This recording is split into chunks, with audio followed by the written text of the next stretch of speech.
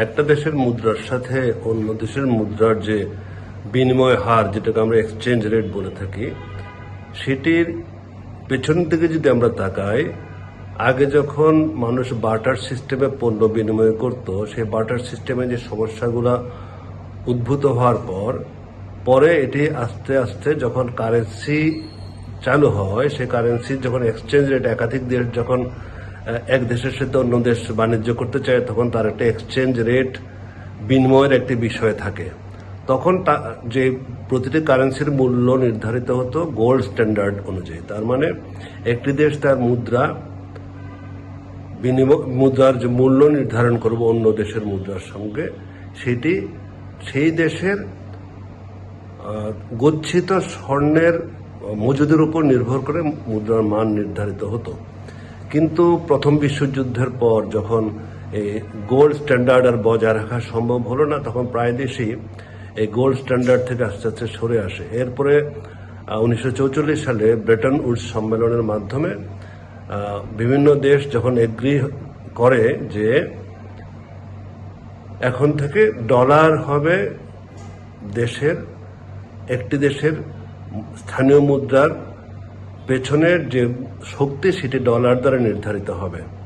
সেই থেকে ডলার হয়ে গেছে প্রতিটি দেশের কারেন্সি বিনিময় হারের একটি মাধ্যম, কিংবা আমরা যেটা বলি রেফারেন্স কারেন্সি। সেই রেফারেন্স কারেন্সির মাধ্যমেই বিভিন্ন দেশের মুদ্রা একটি দেশের সাথে অন্য মুদ্রার যে বিনিময় হার নির্ধারিত হয়, তার মাধ্যম হিসেবে কাজ করে ডলার। এখন ধরা যাক বাংলাদেশের সাথে ভারতের মুদ্রার, ভারতীয় রুপির কিভাবে বিনিময় মূল্য নির্ধারিত হবে। তার মানে কত রুপিতে 1 টাকা হবে, কিন্তু 1 রুপি সমান কত টাকা, এইটা নির্ধারিত হবে। মাঝখানে ডলারের সাথে বিনিময় মূল্য স্থিরীকৃত করে 1 টাকা সমান কত ডলার, 1 রুপি সমান কত ডলার, এটিকে তখন অঙ্ক করে ভাগ করে এই মুদ্রামান, টাকা এবং রুপির মুদ্রামান নির্ধারিত হয়। তেমনিভাবে টাকার সাথে যদি আমরা ইয়েন বলি, টাকার সাথে যদি আমরা পাউন্ড কিংবা ইউরো বলি, প্রতিটি ক্ষেত্রে টাকা এবং অন্য তৃতীয় কোনো কারেন্সি, ডলার ছাড়া তৃতীয় কোনো কারেন্সির সাথে যখন টাকার বিনিময় মূল্য নির্ধারিত হয়, সেখানে ডলার একটি মুখ্য ভূমিকা পালন করে। আমরা অতীত কয়েক বছরের মধ্যে দেখছিলাম যে ডলারকে বাদ দিয়ে কোনো দেশের সাথে মুদ্রার বিনিময় হারের মাধ্যমে আমরা আন্তর্জাতিক বাণিজ্য বা আমদানি রপ্তানি চালাতে পারে কিনা।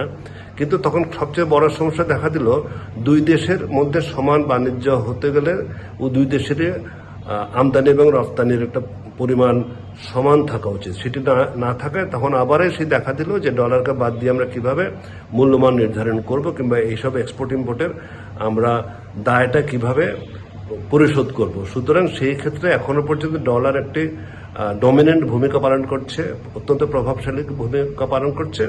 এবং সেই ডলারের সাথে যে টাকার মূল্যমান নির্ধারিত হচ্ছে, সেটি কিন্তু আবার অনেক কিছুর উপর নির্ভর করে। এটা এই স্বল্প সময়ের মধ্যে আমাদের দর্শকদের জন্য বুঝিয়ে বলা একটা কঠিন হবে। প্রতিটা মুদ্রার মান নির্ধারণ করে অনেক কিছুর উপরে, তার কারেন্সির এক্সপোর্ট ইম্পোর্টের কিংবা বিদেশি মুদ্রার মজুদ কিংবা ইনফ্লেশন, অনেক কিছুর উপরে, এবং তাদের দেশের অর্থনৈতিক অবস্থা, টাকার মূল্যমান, টাকার ডিমান্ড, অনেক কিছুর উপরে এটি নির্ভর করে।